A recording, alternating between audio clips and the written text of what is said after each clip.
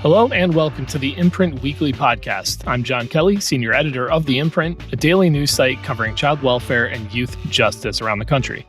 You can read all of our coverage at imprintnews.org or check us out on Facebook or Twitter at The Imprint News. You can sign up on our homepage for our free weekly and monthly newsletters, and for professionals in child welfare and youth justice, subscribe to our Youth Services Insider section for a closer look at news on business policy and practice. The Imprint Weekly Podcast is also a member of the SafeCamp Audio Network. You can check out our show page and all of SafeCamp's other great podcasts at safecampaudio.org on the web or at SafeCampAudio on social media. It is headlines week, so let's get started with some national news stuff, and then I'm going to try and go rapid fire through a bunch of headlines because it felt like there was quite a lot in the past month or so from the Imprint and from elsewhere.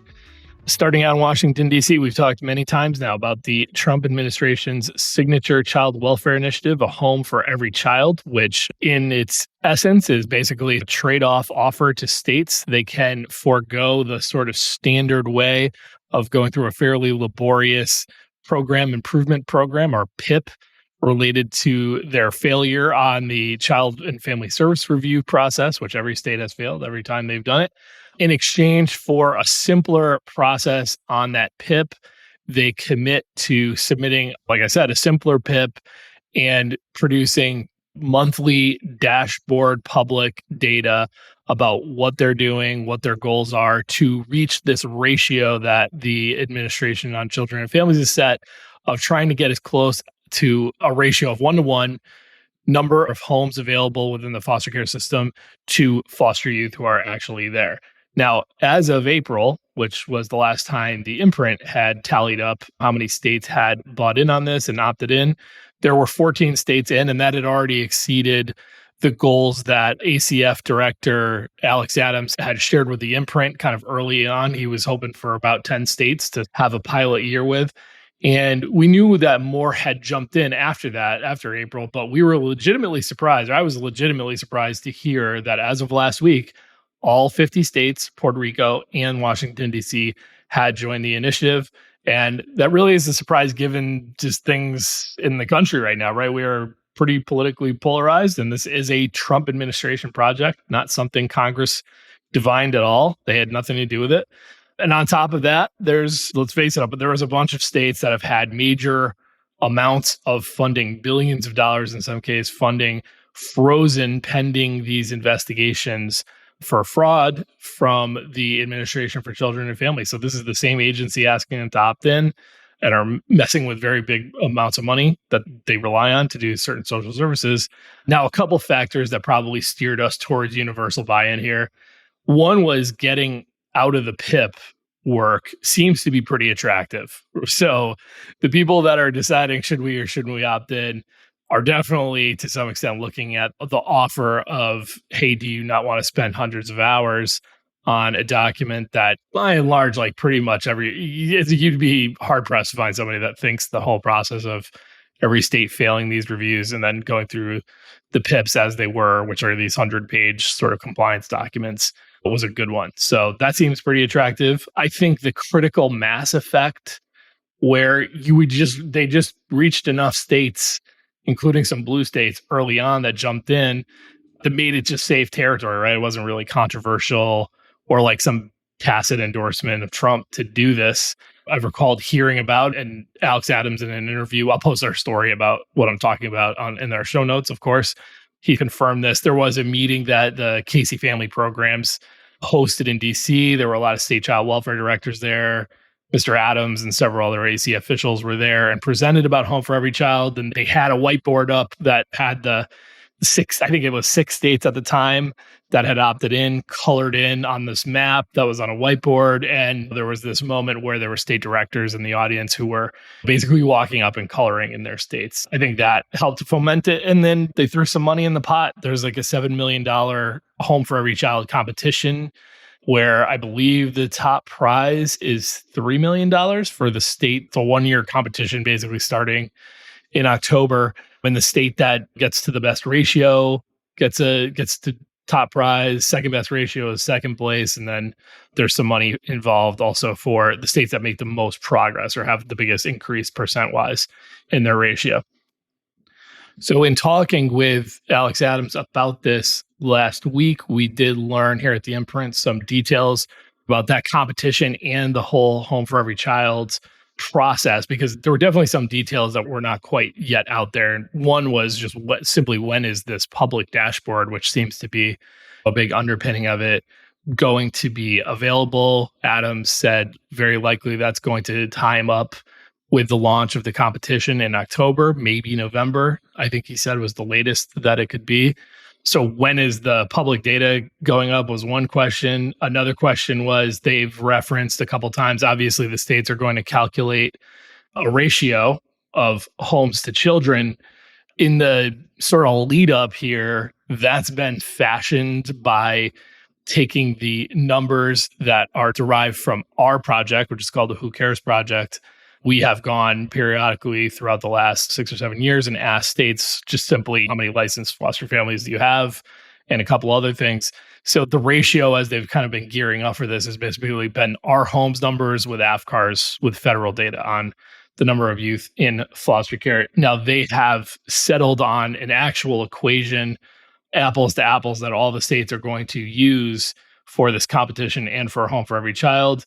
I will drop in the show notes along with our coverage here a link to where you can see this bulletin where it's spelled out. But the bottom line is the numerator is the total number of licensed foster homes every month, right? So a licensed foster home, whether it has a kid in it or not, counts, plus the number of unlicensed foster homes that have a child in them at the end of each month. So that is the numerator. The homes calculation is going to be any licensed foster homes that you have plus unlicensed ones that you're using. And I suspect that's to account for the fact that there are lots of states that use kinship caregivers in that way, whether they're moving them along to approval or not. Sometimes they may get a placement on an emergency basis, right?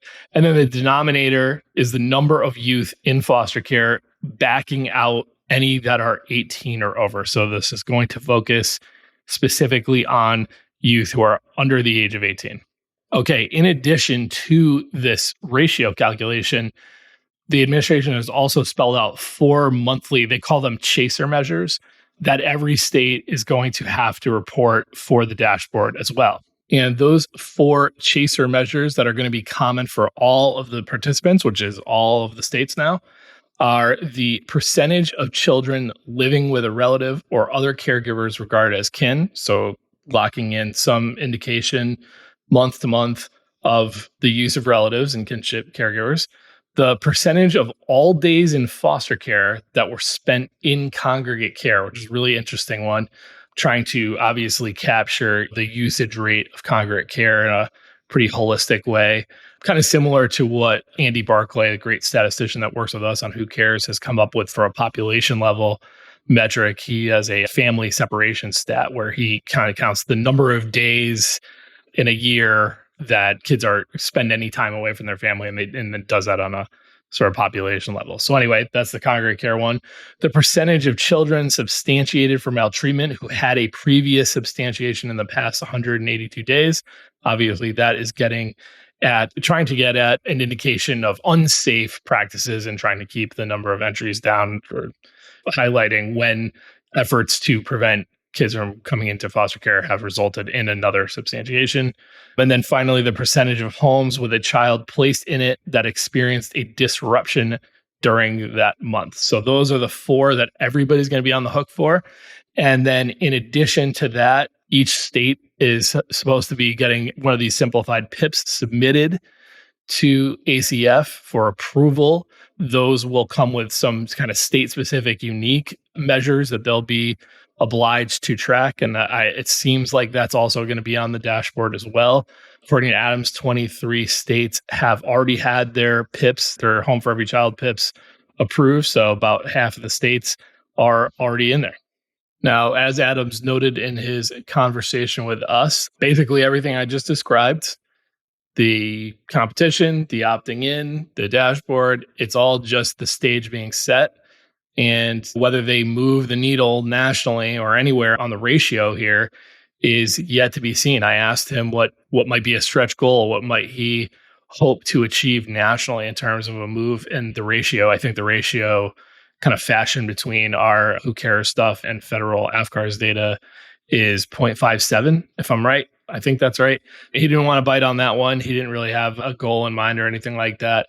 I'm going to throw a take out here, though. I think it is possible that the lasting legacy of this whole Home for Every Child adventure is actually not going to have anything to do with the homes to child ratio, but rather the shift of child welfare data expectation from the annualized and somewhat dated nature of our AFCAR system. Sorry, I've said that acronym a couple of times here and hadn't called it out. It's the Adoption and Foster Care Analysis and Reporting System.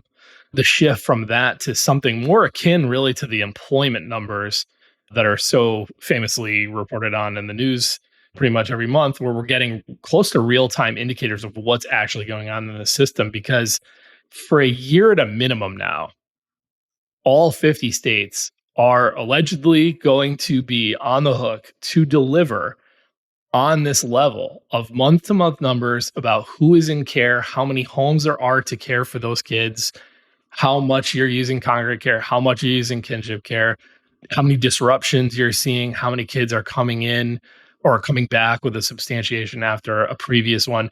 So we're going to have a year of that experience with all 50 states. And it's hard to see a Trump administration project continue on to whoever's next, even if it's a Republican who succeeds him. I think of the nature of politics and the priorities of political appointees. I just doubt a Home for Every Child will just become a fixture. Maybe it will. Maybe I'll be wrong about that with the ratio calculations and all that stuff. But that is something that Alex Adams brought with him from Idaho. He had already had that conceptualization of reform and system improvement. He brought it with him. So it's his. And therefore, it's the Trump administration's because he works for them. But once we see that it's possible for states and the feds to get a core set of data out like this, it feels like there's going to be some questions around going back to the dated material. So if Home for Every Child ends and everybody says, okay, now back to AFCARS, I just feel like there's going to be some people, especially even in Congress, who are like, why? If we know we can do this and really see in real time what's going on in the system, why would we not do that? So I do think, we'll see. I think that could be a lasting legacy. All right. In addition to Home for Every Child, I've also recently proffered some updated model licensing standards for caregivers, which includes some common ones for all caregivers and then kind of parses out some different ones between relatives and non-relatives. These have no force of law. This is just suggestive to states, but just a few changes of notes, and I'll drop a link to Michael Fitzgerald's reporting on this for anybody that wants to read a little bit more. There's no requirement in the model standards for vaccinations for the household. And I would note it's for the people in the household already. Foster youth and their vaccination schedules are dictated in a different way. There's different policies around that. No requirement for safety enclosures around swimming pools.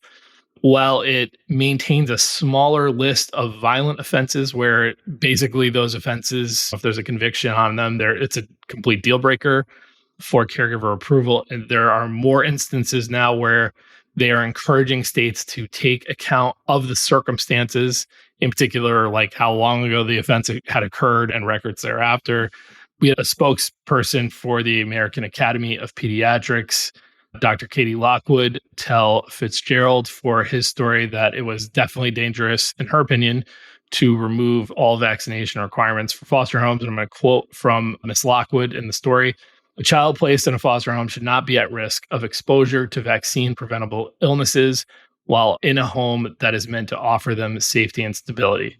One area where the administration plans to actually enforce new standards instead of just suggest them is when it comes to homes that unaccompanied minors arriving from other countries go to. This is generally referred to as the Unaccompanied Alien Children's Program.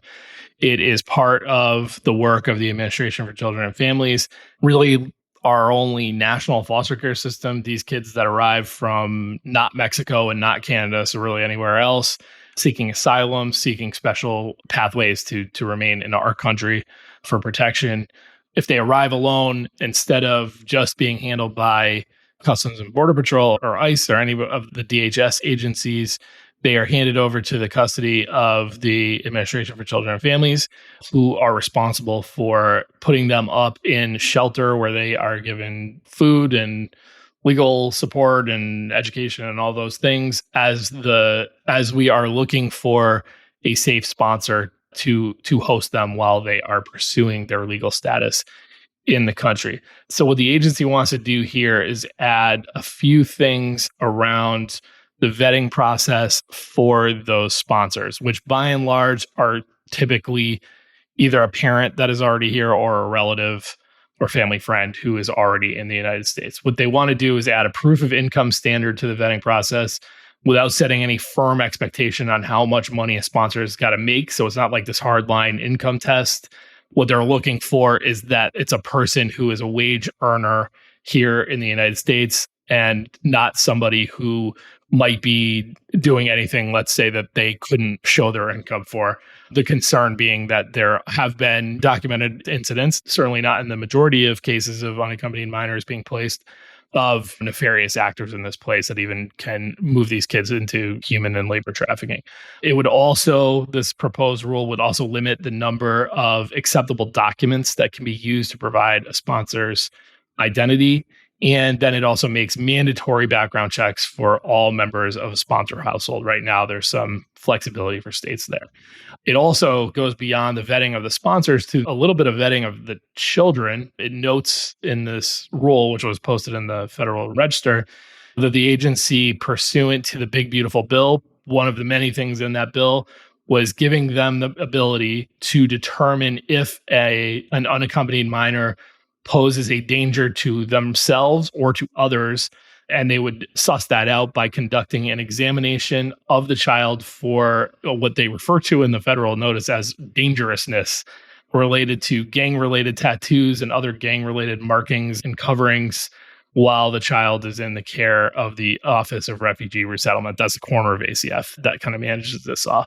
So that is all to say they intend to start looking at tattoos and other markings of kids to determine whether or not they might be danger to others or to themselves. It is worth noting, I mean, in the notice, they do seek public input on how to do that. So we'll see what comes of that. Last thing to pass on, just on the federal tip here, there's a recent policy brief that came out of ACF about the Temporary Assistance for Needy Families program that asserts that while TANF, that's the acronym, was created to incentivize workforce participation, very few families helped by the program have a person who is working in a way that could count for that workforce participation. Now, this brief promises to kind of be followed by a few more pieces that are going in depth on certain aspects of TANF. But one big thing that is, the accusation here is that states are using, what's the way to say this? They're using their state-only piece of TANF that's sort of outside the view of the federal contribution to the program to make what ACF is calling token payments, which could be as little as $1 to families that definitely have working people in them, as a way to jack up the workforce participation rate, which is supposed to be 50%. So I'm flagging this because this is one policy brief with a promise of more, and it's very similar in nature to the sort of GAO reports and hearings that we've seen from the House Ways and Means Committee in the past couple of years. To me, it's all part and parcel of a Republican-led concern about the integrity of TANF, which is the sort of replacement for welfare on the federal level in this country. And it just feels like this is just more and more sure of coming to a head here with some sort of TANF reform, whether it's executive action or bills coming out of the House in the near future. I'll just say my 2 cents here is that I think that a lot of the policy work around this very strangely doesn't grapple with the fact that the most compelling trend and change in TANF has been that when it started in 1996, the majority of the money was spent on actually providing cash assistance to families. And now that is an extremely low percentage compared to what states use it for, which is just a myriad number of programs. Some of them are in foster care, some of them are just child welfare programs. Others have nothing to do with those two things, but they're programs, right? They're not actual cash assistance. And it's honestly, even in this brief, it's kind of hard to make heads or tails of where they're talking about. So are they saying that on the very small percentage of households that are getting direct cash assistance, nobody's working? Or are they more talking about at the broader level of TANF, these programs are being run and the people who are going to the programs or receiving any help from TANF funded programs aren't documented as working? It's just very hard to tell. And it just seems like it's a fairly important piece of the puzzle. Anyway, all to say, I think we're going to see more discussion on TANF reform in fiscal 2027, which begins in October. All right, we'll take a quick break and be right back with a little rapid fire headline session. Nobody said adoption and foster care were easy, but it's easier when you're not alone. The Families Rising Adoption and Foster Care Conference brings together hundreds of adoptive, foster, and kinship parents, lived experts, and child welfare professionals. Together, we'll talk about the tough stuff in child welfare, bring hope to our kids and families, and of course, earn CEUs while we do it. Let's get refreshed and re-energized to serve kids and families in need. All at the virtual Families Rising Adoption and Foster Care Conference on October 21st and 22nd. Register today and take advantage of our early bird rates at wearefamiliesrising.org/conference. That's wearefamiliesrising.org/conference.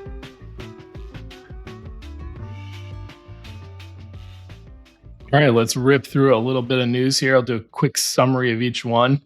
Alabama has settled a lawsuit with a group of litigators that includes the national nonprofit Children's Rights over the alleged institutionalization of foster youth who do not need it. And that is really what the sort of nut of the lawsuit was about. They were accusing Alabama of using psychiatric residential treatment facilities, or PRTFs, which are really the most restrictive setting that you can have for a child that's in any sort of congregate care. It's the only one that can also be paid for with Medicaid.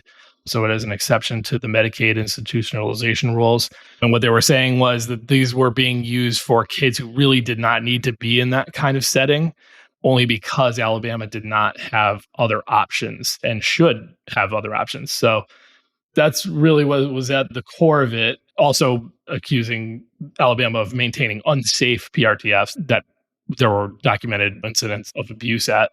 And the lawsuit noted numerous reports of staff at PRTFs in Alabama slamming kids against walls, punching and slapping kids in the face, using chokeholds, laying on top of kids who were being held face down on the ground.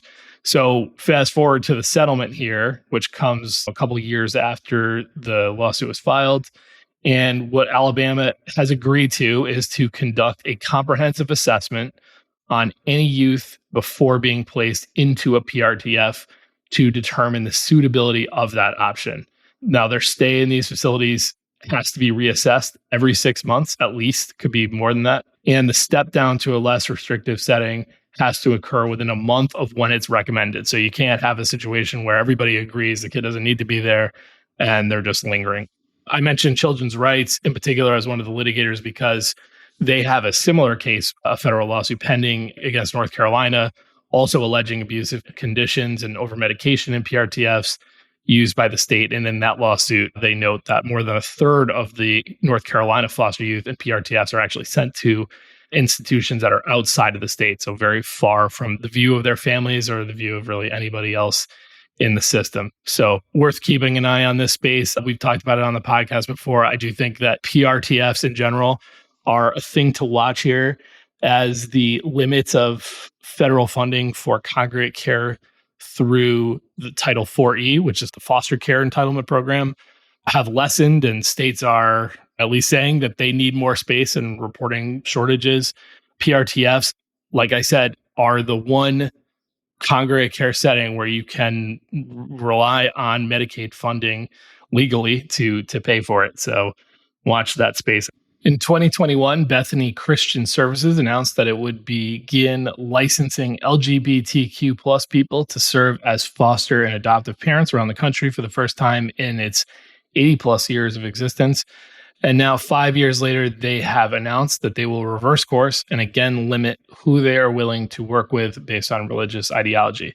Bethany will not license or relicense parents who do not agree to what they call statement of faith and belief, asserting that marriage is a covenant between one man and one woman, and that God creates human beings in his image as male and female as determined by biological sex. And within a year, all staff and board members of the organization must also sign a document stating that they personally agree and adhere to that new policy. That all according to a press announcement that they put out on June 10th. So I'll link to our story to anybody who wants to read more about this in the imprint. Sarah Tiano on our team reported on that story, interviewed former Bethany official Sherry Williams about the initial decision back in 2021. She said that change was made for practical reasons, just that excluding otherwise qualified prospective foster and adoptive parents based on their sexual or gender orientation hindered the agency's duty to house children in need of a home, which is a need that outstrips the supply of licensed caregivers. Obviously, that's what's going on with a home for every child. So, if Bethany turned away safe prospective foster parents, Sherry told Tiano on our team, children assigned to the agency were not getting equivalent care that they would get somewhere else, which ultimately could result in a child not getting a family. In Mississippi, a new law set to take effect will mean that kids as low as the age of 13 can be prosecuted for a certain set of violent crimes. And it appears the intention is not only to handle these cases in adult court, but also handle the youth in adult facilities. So I'll link to that story, which is also by Sarah Tiano. I think it is fair to say now, whereas a few years ago it was somewhat speculative, that there is somewhat of a backlash. I would not say it's widespread yet, that has occurred on juvenile justice reforms in the wake of regional spikes in youth crime during and after COVID. So Louisiana, probably the most prominent example, they lowered their age of jurisdiction back to 17, which means that all 17-year-olds are just automatically adults in the eyes of the law. They had been one of the last states to actually raise the age and include the 17-year-olds in the juvenile justice system. Now they are back in the group of what is now 4 states that consider 17-year-olds to all be adults. That's Louisiana, Georgia, Wisconsin, and Texas. And then now you have Mississippi and several other states that have expanded the scope of what youth can be tried for as adults, whether or not there's judicial discretion in some cases, or changing actual state mandates around automatic sentencing of youth. What's uniquely interesting, I think, in Mississippi, per Sarah's reporting, is that the intention, like I had mentioned earlier, seems to be not only trying these kids in adult court, but holding them or remanding them to the custody of the adult Department of Corrections. Now, Mississippi is certainly not alone in transferring kids to the adult system. Pretty much every state has a vehicle to do that. But by and large, at this point in this country, the majority of kids who are being tried for adult crimes, or actually even more kids who have been convicted or pled to those crimes and have been sentenced and are doing time, they're doing their time before the age of 18, at least, in some cases even more so into their 20s, in juvenile facilities. So if they are really setting up a situation where there's going to be like 13 and 14-year-olds occasionally who are being put into adult jails or adult prisons, that we have largely moved away from that for reasons around safety concerns through the Prison Rape Elimination Act and other kind of federal standards. So I think that would be, I'm just very interested to see if that's actually how it plays out in Mississippi. Okay, so over the past 2 years, we have discussed a couple times the insurance crisis that is going on with private providers of foster care in California, most of whom are nonprofits. They're known as foster family agencies there, or FFAs. Just a very quick recap of what happened over the course of the years there. It was a few years back that basically the last liability insurer for these FFAs in California said that without a new law that put some new restrictions or process in place for lawsuits that they'd be exposed to, they would be vacating the space and just essentially not renewing any of their FFA providers that they insured. That law didn't pass, and they have, in fact, that insurer has exited the space. Now, the worry at the time was that was going to come and basically all the FFAs would have to shut down pretty much over the course of several months. That didn't exactly happen. California has been keeping the whole thing afloat by passing these almost emergency appropriations to hand to these FFAs to pay for what are now very unwieldy, mostly out-of-market insurance premiums to keep things going and keep themselves within the liability requirements that they need to be in. So like I said, that really hasn't been resolved yet. It's just been going year to year with these emergency payments. Just flagging now that I had already heard from people who have read our coverage in that space in other states and said, oh yeah, this might be coming for us as well, as there are more lawsuits, particularly in the realm of sexual and physical abuse dating back years. A lot of states have kind of opened up or had previously opened up the window for young people or people who had experienced abuse decades ago to come and file lawsuits. I'm just, again, coming back to the news of the day. Pennsylvania has joined the fray here in a survey of dozens of its members. The Pennsylvania Council of Children, Youth, and Families said that they found that 71% of respondents to their survey reported that they have experienced funding source insurance requirements, whether it's from the state, the county, or the city they operate in, for coverage that exceeds what is affordable or available in the insurance market to them. So essentially, they're saying we're required to get insurance we can no longer either obtain or afford. So as was the case in California, there's now legislation moving that is backed by insurers. The council that I just referenced, the PCCYF, has put out a brief recommending a whole list of possible solutions that are backed by the insurance industry that include things like narrowing the scope of lawsuits or capping lawsuits. And Terry Clark, who is the head of PCCYF, apparently has met along with other state leaders with Alex Adams at the Administration for Children and Families about how, what, if anything, the feds can do to help in this realm. So just wanted to flag this is something that we had talked about in one state, does seem to be a growing concern in others as well.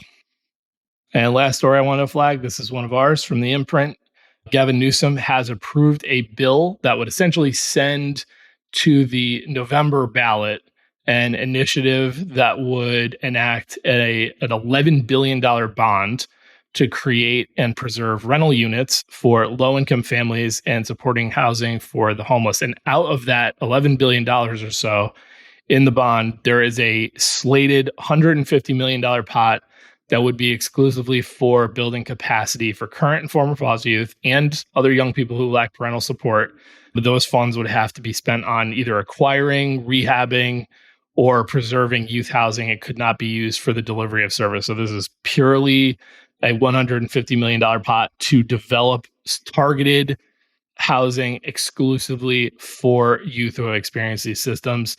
There's some more bond spending on the way in California's biggest community, which is Los Angeles. That's something that we'll get into with a couple of guests soon on the podcast.